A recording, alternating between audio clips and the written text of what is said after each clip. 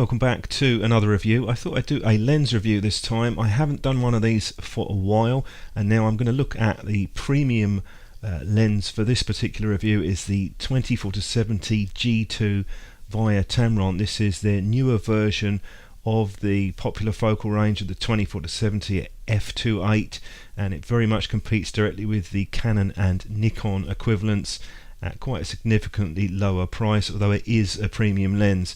First thing to note on this is the build quality, and it does indeed feel very nicely built.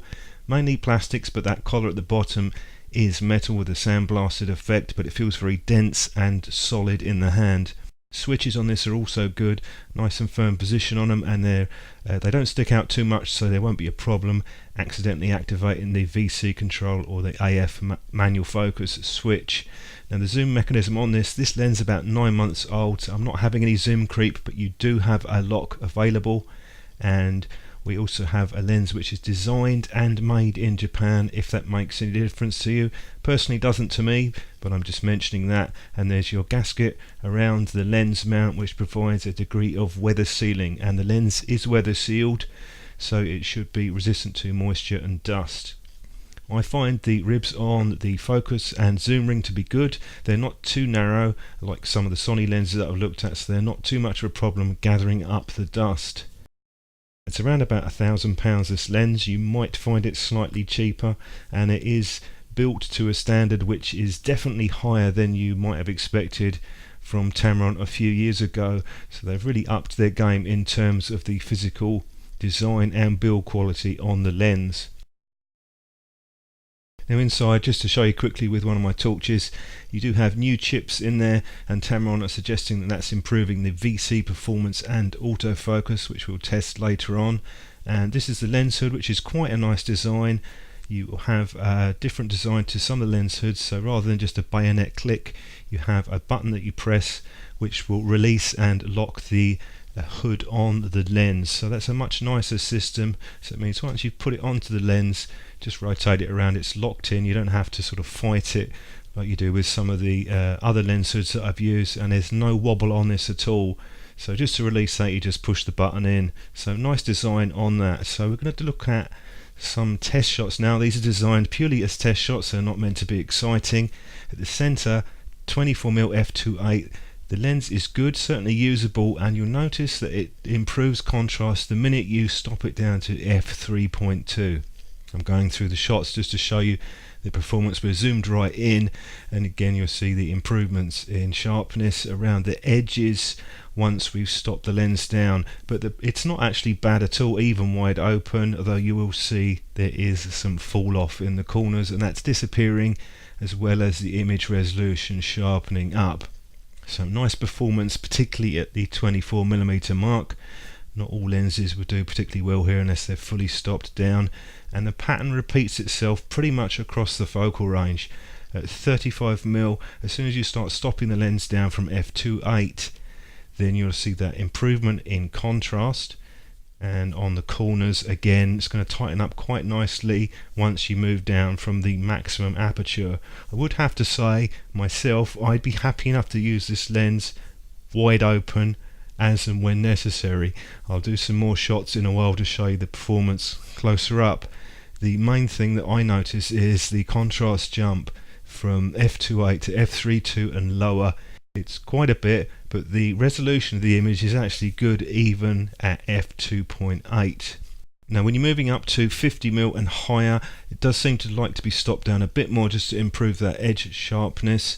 But I would say at f5.6 across the range you'll get pretty good image quality. I didn't see any big difference going from f8 to f11.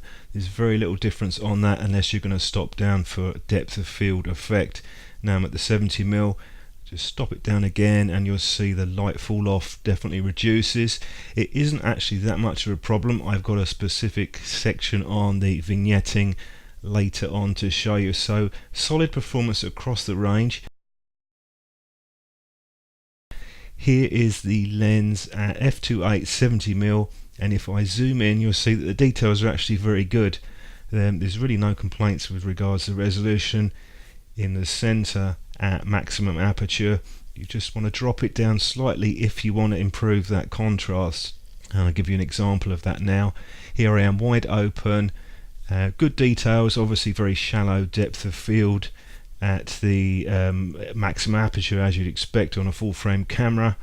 And if you drop it down, you see there's quite a noticeable jump in contrast, even if we ignore the improvement in depth of field. So it does really improve quite a lot, but I would have to say I'd be happy enough to shoot it wide open. You can always tweak an image a bit and add a bit more contrast later on in post-processing. Another area to look at with the lens is the performance of the autofocus areas. Now this is mostly good news. There is some slight outlining. We're looking at the quality of the blur rather than how much it's blurred. For the most part it's pretty smooth. You do get a small bit of outlining which can be noticeable at times, but it's certainly not bad at all. It will vary depending on your focal length. At the wider angle it tends to be a bit more noticeable, but I don't find the background blur distracting at all in any way. You can see some slight onion rings in the autofocus highlights at times, but it doesn't have that hard edge outline, which I personally don't really like very much at all. That's something which I would find quite annoying and distracting. So here's another shot showing you some of the onion ring effect. It's not perfect, but it does a nice job for general purpose use.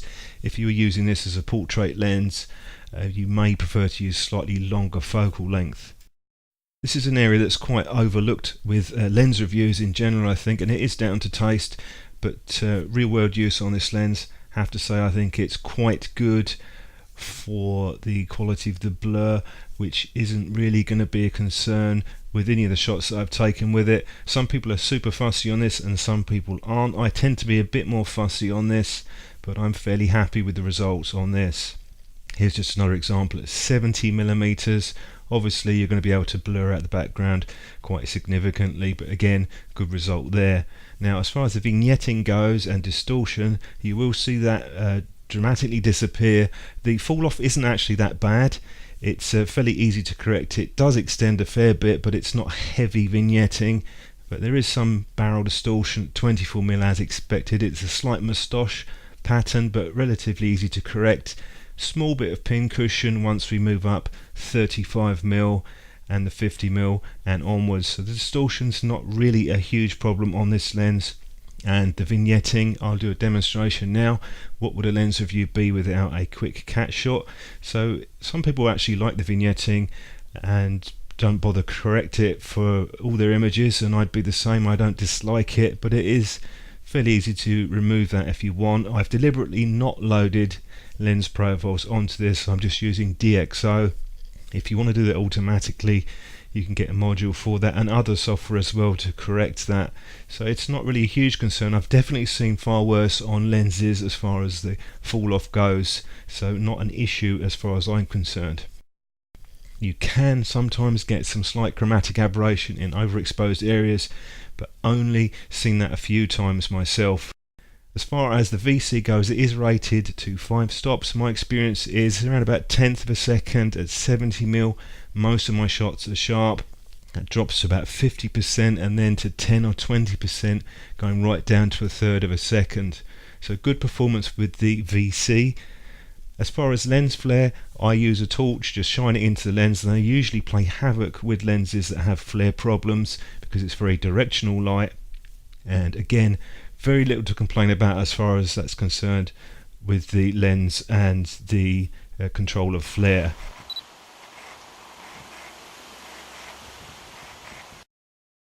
That was just a quick test to show you the autofocus speed and sound. It's pretty quiet. It's very similar in terms of performance speed wise to the Canon equivalent. You'd be hard pressed to tell any difference between the two lenses. So with this particular lens, this is a premium lens. It's not cheap, it's quite expensive, but it is significantly less expensive than the Canon and Nikon versions, and I think it offers quite a good performance at this price point. Certainly be happy to use this wide open in low light conditions at f2.8. The build quality is excellent and the optical performance is for the most part very good. Would have been nice if they could have improved the contrast at f2.8, but I think it's a very viable option if you're looking for a more affordable but high quality f2.8 zoom.